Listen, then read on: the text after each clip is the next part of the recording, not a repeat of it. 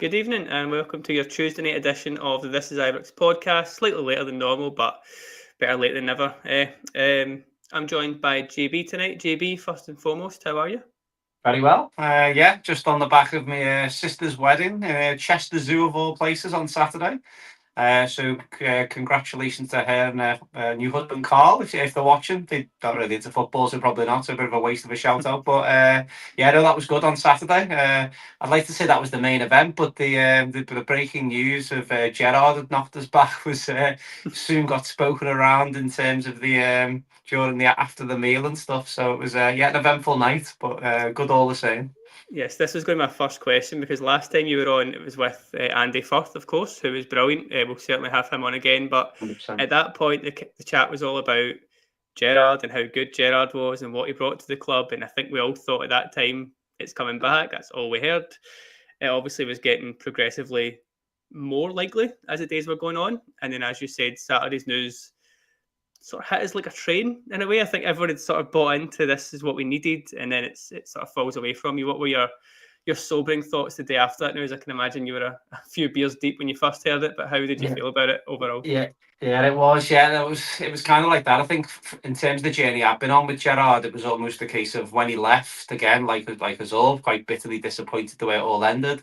Probably wouldn't have took him at the start of the season, and then, but then. Well, I would have took him if I knew what I knew now. But at the start of the season, I was kind of looking for something fresh, something new, something we hadn't seen before.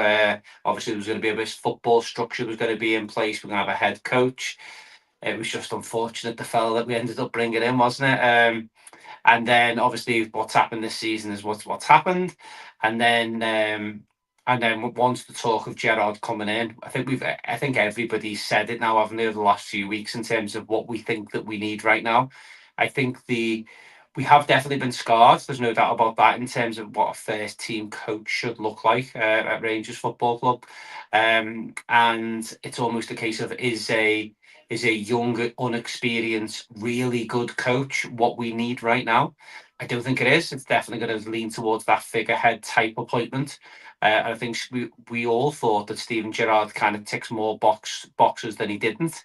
And yeah, we'll just have to wait and see. I think it's is a bit of a kick in the nuts, as you say, because it's one that I think would have been a good fit for what we need right now. Do I think Steven Gerrard is the best manager that's out there? Probably not.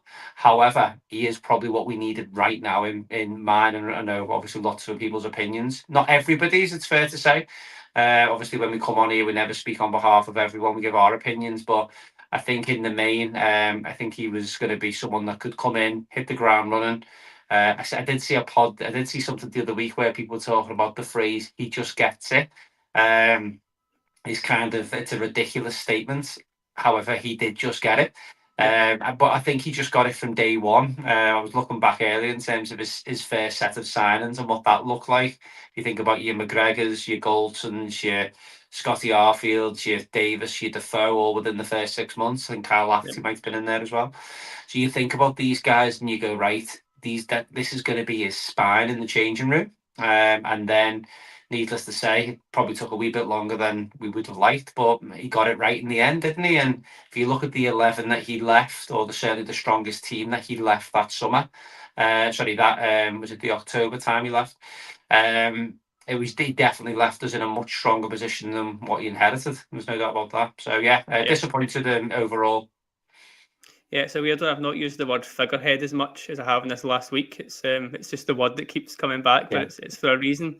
In terms of why he's not came back, there's obviously been a bit of chat about what's caused it. I've saw people blaming Thelwell, people blaming the board in general, but slightly controversially, I think, again, the comments might come from me a bit here, but I think if Gerrard came to the table saying, I want full control over incomings, outgoings, policy, this, that, I do think the board have probably been right to turn that away.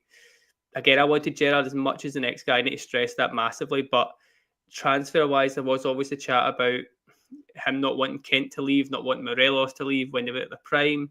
There was a lot of good signings that you touched on there, but there was also a lot of poor signings in the same period of time. I don't think we made too much money. I know Calvin Bassey's maybe the big outlier there, but I would then argue it was Gio that brought on Bassey so much, so I don't think he had a perfect record in the transfer window. And for me, like I say, if the board were sort of backing this new structure, following that football review, all this stuff, they do need to trust that review, even if we are a bit doubtful of the right people being in place right this moment. But would you agree with that little summary there? Yeah, I would say so. I think it was almost a case of you kind of go through the signings, and I think it was 42 signings. I think he made. I read earlier in terms of the players that he brought in. I think his net spend was unbelievably low. I think in terms of, I think Joe Aribo was probably one that you could probably put his arms around and say, you know what, that was kind of me. But again, some of these guys did kick on the next level under Van Bronk. I think the problem you've got is under the structure that we've got, there's no goodwill in the bank whatsoever for Patrick Stewart or for Kevin Thelwell, and I think that's massively working against them. I think if Gerrard had at the start of the season, go back to the point at the start of the season, we'd spoken to him and he then decided no, he didn't like the structure. I think the Rangers fans probably would have ran with the club a little bit more, because we'd have been a case of right now, it's a new club, we're looking forward, we're going to do things more professionally, more slicker, we're gonna act like a proper club for the first time. Yep. That hasn't transpired. It's transpired that we've managed to bring in a director of football who just seems to be making error after error after error.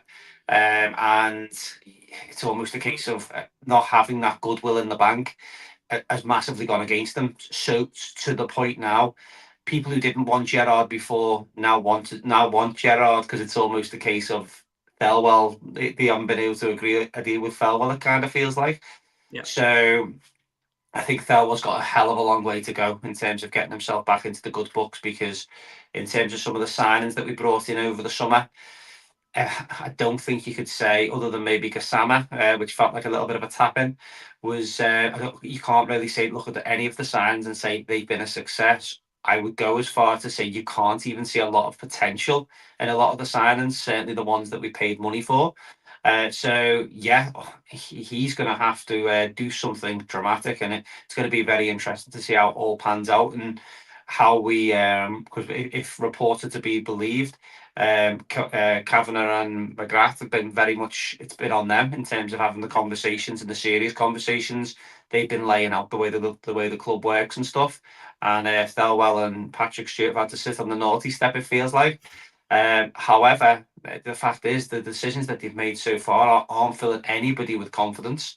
And I think when I heard that them two were actually involved in the recruitment process, I was pleased, which is a damning indictment on someone that's been around the game, like Kevin Thelwell. I think again falls under the same umbrella as we said with so many people that come up the road from England. They come up and just assume it's going to be easy, it's going to be straightforward. And you try and explain to people until you're blue in the face. And I find myself doing it, living down here, trying to explain the Scottish football. And you see the Scottish football team's records in Europe out with Rangers and Celtic over recent years.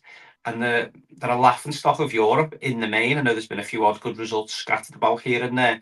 And then we'll then draw with them, or Livingston will take points off us, or Celtic will drop points against somebody, and you're like, how have they beat Barcelona one week and then got beat off Dundee United the next? How does that physically work? And it's trying to explain to people that it's a league like no other. The expectation, the demand, teams running through brick walls on a daily basis when they come up against both us and them, and every now and then you get a little bit of a green shoot from an Aberdeen last season, a Hearts at the start of this season. But over time the teams tend to fall away. We are appearing to be like one of them teams at the moment, if you look at our record in Europe this season and some of our domestic performances. However, let's just hope that the whoever does get the job brings that spark that is much needed, because we've got a busy run up till Christmas, haven't we? So. We do, and it leads me into the conversation of the day, really. It's obviously been breaking in a few different places now that Kevin Muscat is the favourite. He's the one that's looking more likely. It's sort of switched between Danny Rowe and him over the last, I want to say, 6 or 7 hours, and it seems like an overwhelming favourite. I'm not going to say out of nowhere, because we've been linked with him for 5 years or something now, here and there, between all the different appointments that have came and gone. But what's your thoughts on that possible appointment? I know there's more chat here about timings and what he brings and when he's going to bring it, sort of thing. But in terms of just Kevin Muscat as Rangers manager, how does that sound for you? Yeah, I mean, it's an interesting one. I think it was a shootout between him and Clement at the time, wasn't it? In terms of who was that going to be. It's actually someone that I think since Postecoglou, I think he was one that the Rangers fans started just to keep an eye on in the background, just because, again, Postecoglou came out of nowhere, and if we have it right, I think he was a little bit of a laughingstock. Postecoglou, when he was first announced and appointed, didn't get off to the best of start, and it was just like kind of this fat Australian fella shouting instructions, and Celtic fans seemed to be hook, line, and sinker. Little did we know, he was going to come in, and he just came in and done the absolute basics of what you want your football team to do. They work harder than everyone. They attack with intent. They don't let teams settle. They force errors. So when you heard there was somebody else that was doing that type of football, very much in the blueprint of Postecoglou style, I think everybody's ears pricked up, as I say. So he's someone that I think, let's say, a lot of Rangers fans have kept an eye on. In terms of Muscat himself, I think he's super interesting for me in the fact that he's got that little bit of a nastiness about him. A little bit. He certainly did on the pitch. I haven't seen him lose his head too much as a manager as of yet. I'm sure there's some YouTube videos out there, but he seems to be very balanced and very respectful and very calculated. Watched a few, like probably us all. We probably watched that 6-minute documentary that's kicking around Shanghai Port at the moment. In terms of an interview with him and stuff, and he speaks really well. I've watched a couple of his kind of coaching seminars in terms of the way that he approaches people and things, and he speaks really well. Naturally, there's going to be no concern with any kind of language barrier and breakdown. He's played for the club again, so did Russell Martin, some people might say. He did play for us during a successful period. So all of these things tied it. So he played in with us, whether it was a successful period, he certainly he only appeared in about 20 odd games for us, so it's not as if he was a fundamental part of the team, but obviously got what it was to be up here, and all the challenges that brings, probably hopefully on and off the pitch. You'll have a really good awareness. But yeah, we've used that word figurehead earlier when we spoke around Gerrard. I think he's got the tools within his locker to do that. But he's also, if any of the videos you kind of see him, he's very much a hands-on coach as well. So that first team coach umbrella kind of works with Kevin Muscat as well. He's not just a man manager. And yeah, there's definitely a bit of passion there as well, which I think we've lacked for a little while as well. I think Clement, we thought was going to be quite passionate and stuff, but then didn't seem to ever really show it. Kind of showed it in patches, and then once he got asked to kind of do too much, he was a wee bit lost. So yeah, I think he's. I'm happy because we don't like to hear this, and I don't even like saying it out loud. We're not a draw that we once were. No. There's not a queue of people wanting to come and join us. If reported to be believed, there's guys like Gary O'Neill knocking us back. McKenna from Ipswich not interested in talking to us. Sean Dyche has no interest in taking the Rangers job. So this is kind of where we are at the moment. There'll be a hell of a lot of managers looking at the way the club's been run this last few years and going, "No, I'll leave it to you lads." If you think that's why people are like in the comments are a little bit split? I was flagging a few up there, and by all means keep them coming as always. But most people, I think, are content with Muscat, maybe not happy about it, but content.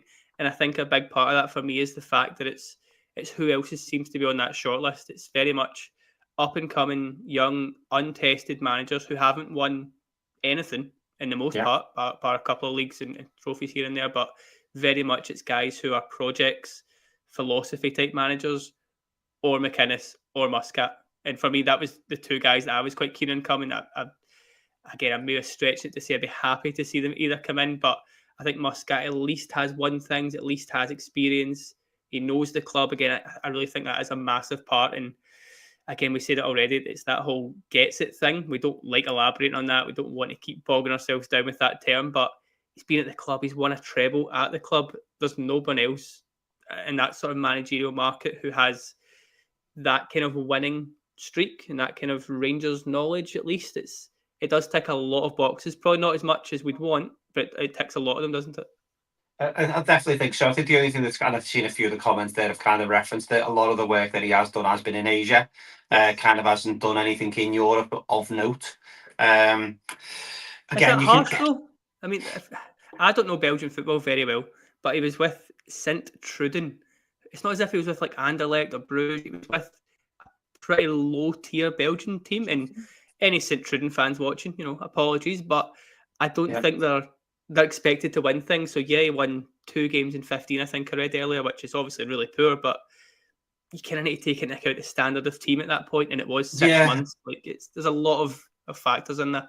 Yeah, it does something just seems massively amiss. I mean, in terms of his journey coming through, obviously Melbourne victory, that would have been home, I'd imagine. That would probably be in his neck of the woods, and kind of got off to a really good start there, and then moving over to Japan, and then obviously being successful in Japan, and then getting the move over to Shanghai Port, and kind of bringing his kind of philosophy of football to the different to different countries is never going to be easy. Do you know what I mean? I imagine there's probably been language barriers, which he's obviously had to get over. I appreciate there'll be translators there all the time.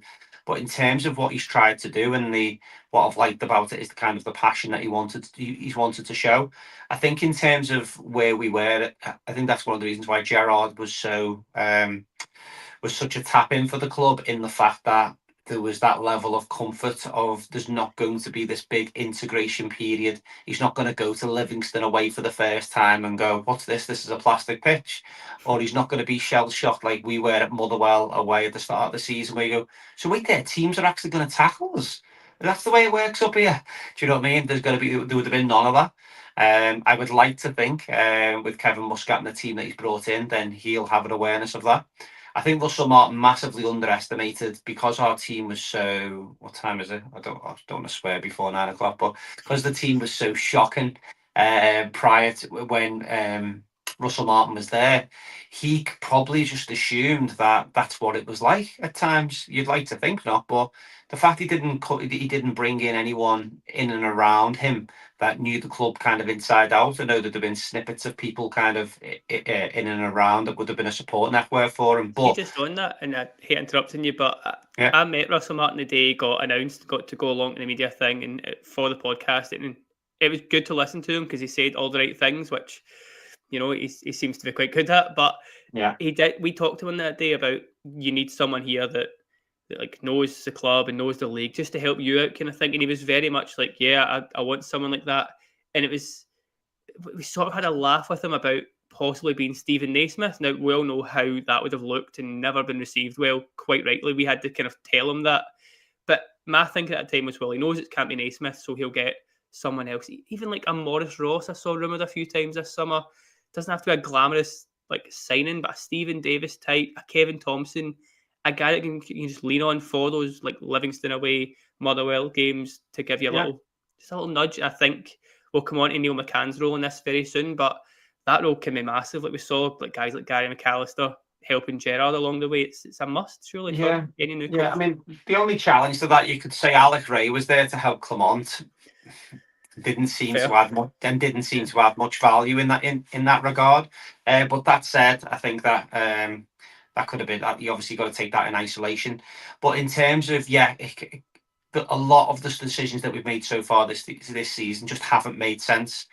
You've only got to look at our kind of signing structures. I'm not going to go back to the whole Lawrence Shankland piece, but again, that was a tap in, and we just decided not to take it. Russell Martin wearing a suit was a tap in, decided not to take it. All these kind of little things that you go, okay, we'll let him off with that one. You then get into double figures of stuff, of things where you go, you could have made life so much easier for yourself, but what you decided to do was kind of tell people they were seeing stuff that wasn't happening. Do you know what I mean? Like the amount of times we got told that we were brilliant in games or we're getting better, and we're like, no, we're getting worse. We can see, we've got eyes. So I think in terms of that, one thing we're gonna have to make sure, I think, is making sure that Josh Mulligan's absolute tapping as well. Exactly what this kind of team's missed at the moment is kind of some legs and energy within the midfield. But in terms of one thing, if it is Muscat, which it's looking more and more likely it is, bringing a really good support network in for him, I think will be invaluable. If you think about someone like Neil McCann, who's been heavily linked with the role, having played with Muscat during that successful period that he had. By all accounts, they've kept in touch. Someone said they've got the same agent, if rumours are to be believed. So therefore, there's a natural link there, and Neil McCann has been in and around some of the current squad in the last few months as well. So we'll have a familiarity of what he's getting there from day one. But I think in terms of that, I think that's something I definitely think he can do to not necessarily to get the fans on side, because he'll only do that through results now. But I think in terms of giving himself the best of start, the best of opportunity, surrounding himself with some really good people, and it doesn't have to be Rangers men. Might call that out as well. Just people who've got a really good working understanding of Scottish football. I always said a few years ago, somebody like a Stuart Kettlewell, I think I've mentioned that a few times, or a Billy Reid, or these type of guys who've been round the block within Scottish football and can talk around the nuances. Having Rangers winners, I don't think is ever a bad thing. Having them guys kind of kicking round, but you're going to have that with like your Barry Ferguson in his ambassador role, and will probably be there to always offer that constant support. But having somebody in the day to day setting the standards and talking about what type of challenges we're going to be seeing on a Saturday or a Sunday in our case most weeks, then having that knowledge there, I think is a no-brainer. And again, back to the old phrase, it's a tap in for him. It's interesting, the Neil McCann thing, because I'm the exact same as you. Like, we'll love Neil McCann. We know he's a good coach. He's a good tactician. He knows the game inside out. He knows Rangers inside out. Again, it ticks a lot of boxes. But do we trust Neil McCann to manage the team until possibly November the 22nd? I've got a list of those fixtures here, which I'll run through very quickly. But it's obviously Dundee United at home at the weekend. It's then Brann, Kilmarnock. It's then a bit of a daunting task here because it's Hibs away, Celtic in that League Cup semi-final, Roma at home, and then Dundee and Livingston. That's all up until the 22nd of November when the Chinese Super League ends. So a few things in there. Muscat could win the league like early, and I think they have 3 games in that league up until like the 1st of November. So, those 3 games could happen. He could win the league, and then he's flying over here start of November. Suddenly it's not as daunting there. But that's a good, 9 or 10 games that we would have to go with Neil McCann. It's big games, it's season-defining games.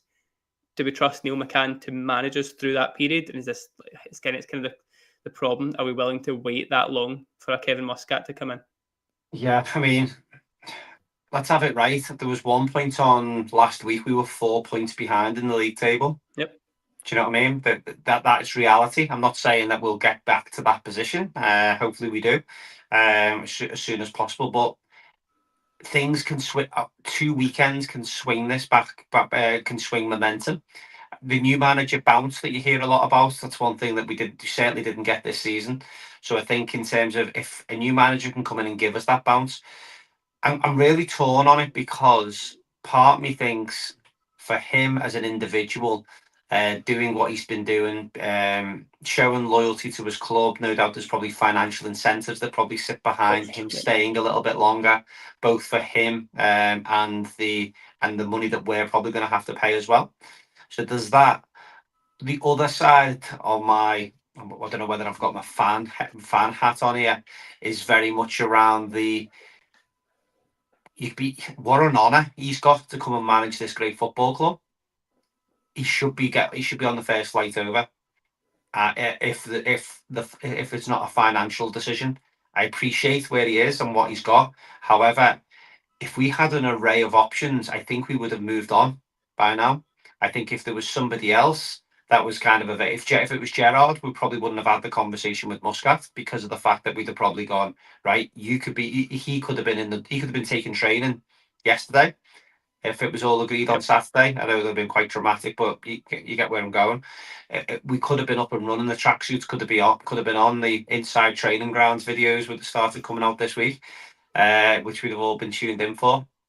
But the fact is he's not here for this week, so therefore, again, worst case scenario, he's here for the following Monday, and then obviously then we've got Bran away, where we can then get, again, great time to get a new manager bounce. Okay, worst case scenario, then he's then back in the dugout for the Kilmarnock game. Then you go, okay, right, that's a good fixture to kind of get started.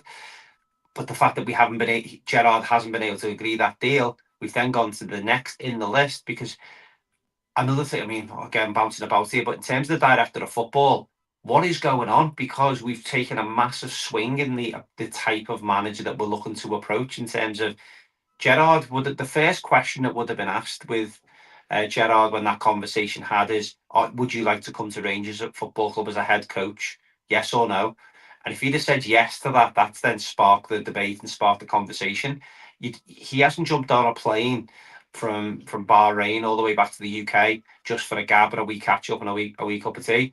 I think he's come back for fully expecting to come back into role. I think Jermaine Defoe knew exactly what he was doing. Gary McAllister knew what he was doing in some of the chatter. So it's obviously got really close now. Again, back to the point of Muscat, though, he would have seen that from afar. So he kind of would have known that that Rangers were quite close to doing business. I'm sure the circles would have the football circles would have spoke. So again, how's that left Muscat kind of feeling? Because it was pretty clear that Gerrard was the one that everybody wanted, and then it feels like we've scrambled to second and third choice, and then it's almost it almost feels to me as if they put it out there to kind of the media via obviously the relevant people, the relevant media, and said, right, let the Rangers fans choose between Roll and Muscat. And I think it's interesting what you said there, because obviously second and third choice, reading from between the lines, I think Danny Roll was the second choice after Gerrard, and they've seen the backlash, they've seen the comments. Yeah, and it's not something I thought this board would do. Unlike the previous board, I thought they would just say, "Well, we don't care. We believe in what we're doing." But I think because they've got it so wrong, pretty much every decision, whether it was the training gear that came out, the friendlies sort of that have played, they didn't play any Ibrox, the signings, the staff members, all this stuff that they've got wrong. It's as if they've thought, right, we cannot make another big mistake. What's the safer pair of hands? And especially if the fans are leaning towards Muscat over Roll, that's undoubtedly that's the case. Yeah. To me, they've gone, right, well, it's not second choice either. Let's go third choice. That's Muscat. Let's try and make it work. Let's run with that. And I'm sure if Thelwell had his choice, then Sean Dyche would have been higher up in that list as well.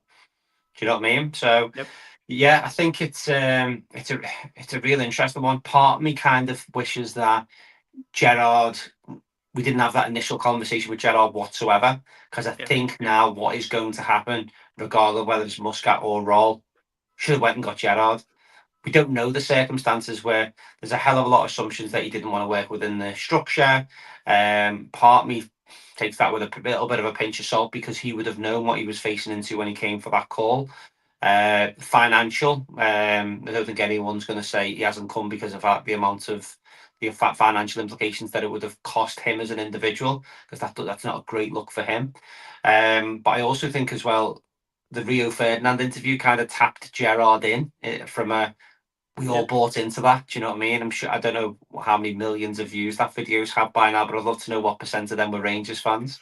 But the soundbite was just linking everything. It was almost a perfect storm for Gerrard to come back in with all of the comments, and I think everybody got that little bit of a boost from what he was saying. As I say, if he hadn't been anywhere involved, I think we would have all been. More people would have been behind Muscat, and almost the case of, right, that's a sensible move, that's good, let's do it, let's get back and let's go. However, I think now with everything that's kind of going on, it feels as if it's a little bit more now.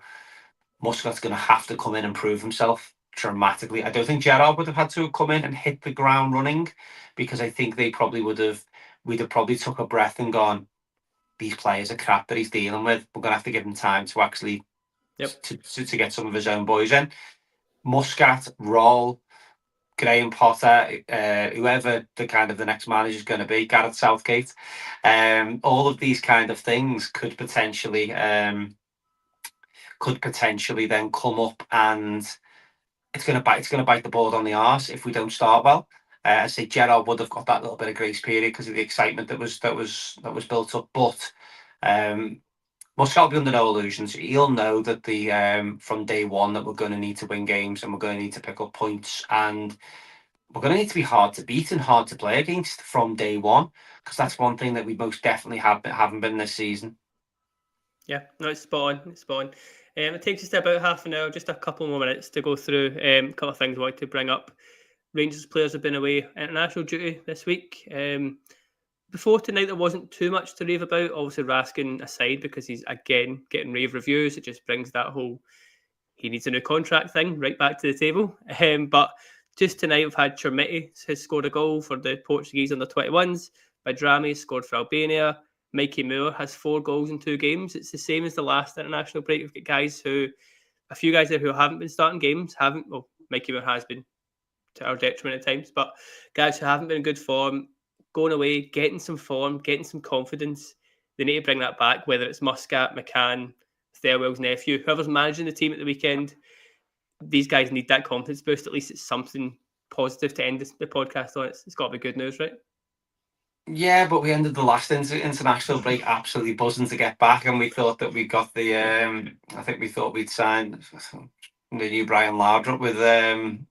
Well, his name has escaped me. That's how much my Asgard. There's still time. There's still time. Yeah, there's still time. Yeah, there's definitely something in there. But again, he come out of the last international break he looked flying. And we thought, right, he is going to kick on now. And I don't think he's kicked his arse, to be honest, since he come back. It was a really poor block of fixtures for him. One that, as I say, I think we were all really looking forward to over the summer. So that last block of fixtures was absolutely, utterly horrendous on all fronts. The quality of football, the results, the just all round mood. It got to the point where we were glad that the international break was over, and then I think we were all glad that the international break was back when a couple of weeks ago. I feel as if we've taken a wee bit of a breath, but yeah, we need to be ready for the weekend, and that's all that's important right now. Yep, you can see how negative a fan base we have. I think 2 comments there slagging Chermiti for scoring against Gibraltar, but again, we'll look to end the podcast there. Again, if you can like the video, subscribe, just all the usual stuff. It helps the podcast massively. We'll be back on Thursday night. Hopefully we have some kind of announcement by then, but wouldn't hold our breath. And then we'll be at the game on Saturday, as always, win, lose or draw. But thanks for joining us tonight. Have a good night, everyone. Cheers.